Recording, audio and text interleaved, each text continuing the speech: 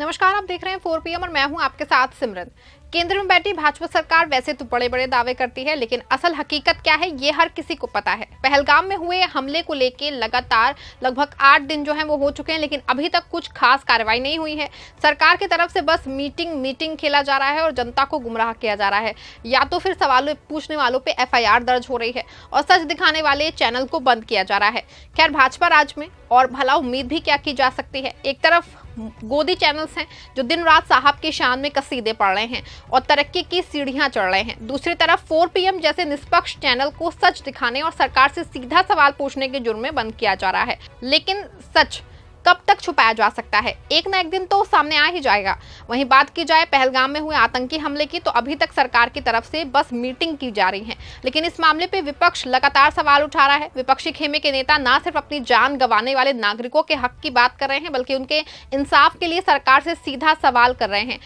आपको बता दें कि अभी हाल ही में खबरें आई कि पाकिस्तान से बदला लेने की तैयारी चल रही है। पाकिस्तान को मुंह तोड़ जवाब देने के ऐलान के बाद हाल ही में भारत ने फ्रांस से राफेल फाइटर जेट की डील की है, लेकिन अभी तक ऐसा कुछ नहीं हुआ है, जिसपे अब विपक्षी गठबंधन के नेता भाजपा सरकार से तीखा सवाल कर रहे हैं।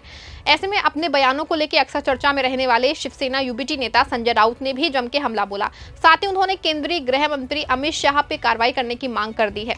वैसे संजय राउत ने पहलगाम हमले पे केंद्र सरकार की जवाबदेही बताते हुए कहा कि आर्मी तो कश्मीर में है, फिर भी के पहलगाम में हमला हुआ। आर्मी के ऊपर छोड़ के आप जिम्मेदारी से भाग नहीं सकते। अगर बदला लेना है और असली श्रद्धांजलि देनी है तो गृह मंत्रालय पे एक्शन लिया जाना चाहिए। इंटेलिजेंस क्यों फेल हुआ और आप क्या कर रहे थे? अगर सरकार किसी और की होती और हम में से कोई गृह मंत्री होता तो BJP पूरे देश में हंगामा कर देती। साथ ही उन्होंने और कुछ क्या कहा, आप इस वीडियो में देखिए। आर्मी को फ्री हैंड देना ये कोई बड़ी बात नहीं है। देश के हमारे हिंदुस्तान की आर्मी बहुत बड़ी आर्मी है।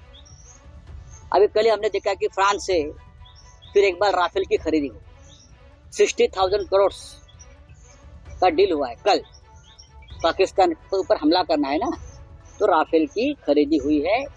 पहले से 32 राफेल है और कल 26-27 राफेल की खरीदी हुई। ये चलता रहेगा। प्रधानमंत्री ने आर्मी को फ्री हैंड दिया है, आर्मी को फ्री हैंड देना ही चाहिए। आर्मी है इसलिए कश्मीर भारत में है।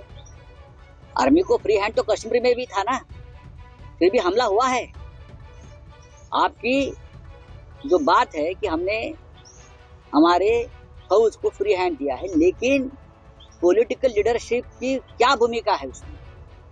आर्मी के ऊपर छोड़कर आप इस समस्या से अपने आप को झटक नहीं सकते। या ऐसा नहीं है झटक दिया, आप जिम्मेदार है, देश का गृह मंत्रालय जिम्मेदार है।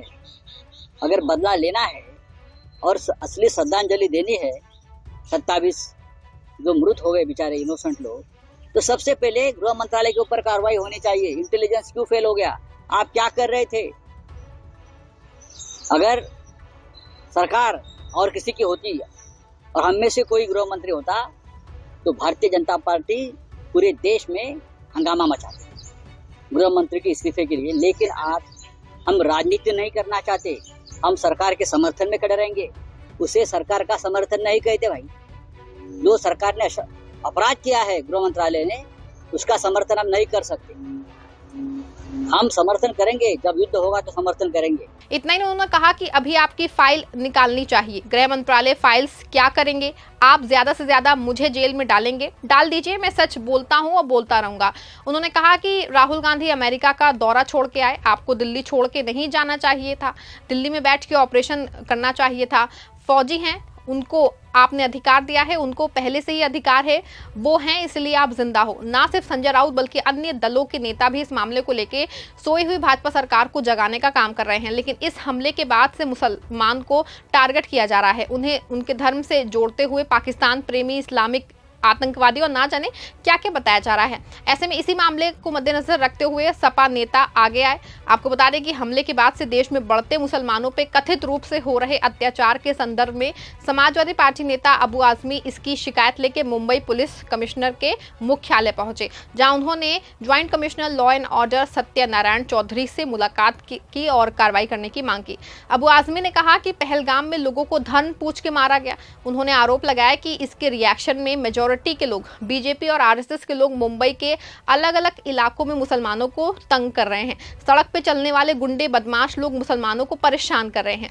यही नहीं, इस मामले को लेके उनका कहना है कि किसी ने कुछ गलत किया है तो जवाब भी उसे दो ना, इसके साथ जो करना है करो उनके साथ। अगर उन्होंने धन पूछ के मारा तो वो आतंकवादी थे, अब आप भी धन पूछ के परेशान कर रहे हैं तो आप भी वही हुए ना जो उन्होंने किया।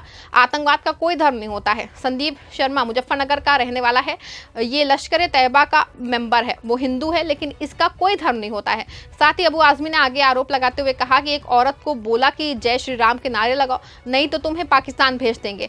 इन सब चीज़ों पर कोई केस नहीं हो रहा है। एक आदमी कह रहा है कि देश को मुस्लिम मुक्त कर देना है, मेरी लड़ाई इस्लाम से है। मैं कहता हूँ कि तेरी हैसियत है इस्लाम से लड़ाई करने की।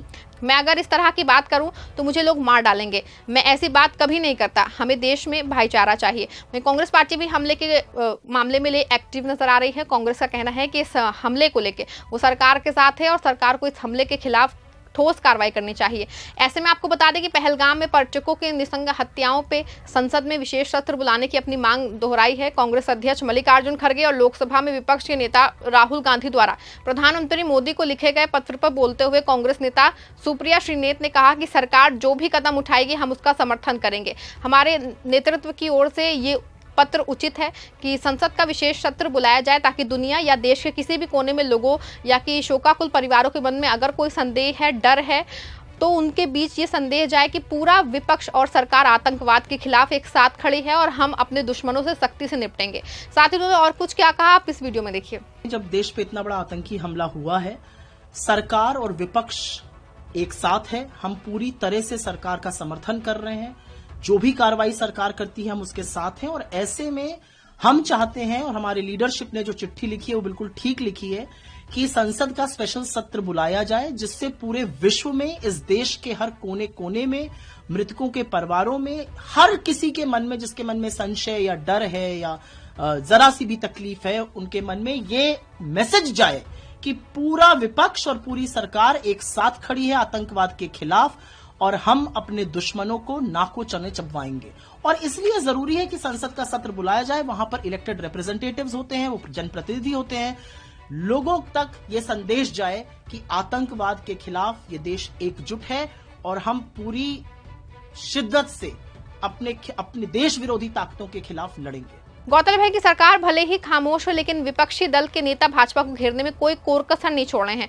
अमूमन देखा यह जाता था कि हर बार जनता को मूर्ख बनाने के लिए सरकार द्वारा ये कहा जाता था कि विपक्ष हमें ये करने से रोक रहा है, वरना अब तक हम किला फतेह कर चुके होते। लेकिन इस बार तो विपक्ष ने खुल के साथ देने की बात कही है, उसके बाद भी भाजपा सरकार कुछ नहीं कर पा रही है। खैर, अब देखना होगा कि संजय राउत की कितनी मांग सुनी जाती है और इस आतंकी हमले पे केंद्र सरकार कब तक एक्शन लेती है। इस खबर फिलहाल बस इतना ही। आप देखते रहें 4 PM। धन्यवाद।